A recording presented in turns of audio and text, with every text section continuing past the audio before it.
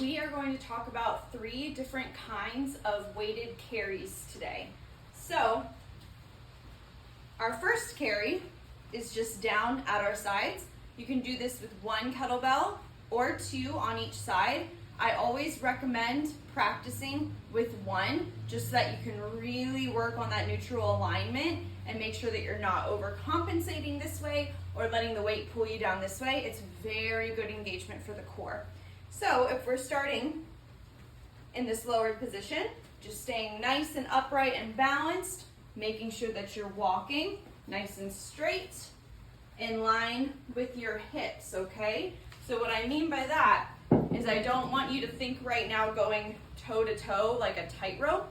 I want you to stay in line with your hips, okay? Your normal stride that you would hopefully be walking with. So that's number 1. Number 2 is our half rack carry. So coming up in a half rack position. Once again, everything is the same. Walking in line with my hips, keeping my core nice and engaged, and making sure that I am not leaning too much on one side or the other, also moving very slow as I am walking. And then our last carry is our overhead carry. If the weight's a little bit heavier, using your knees to get it up overhead, same rules apply.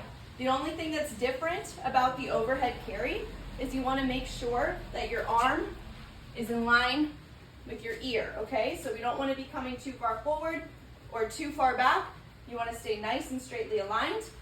Also, whenever we're putting anything overhead, you need to really think about your pelvic tilt happening here. We want to avoid this, okay? So tucking the pelvis in, making sure that everything is nice and aligned before you start walking.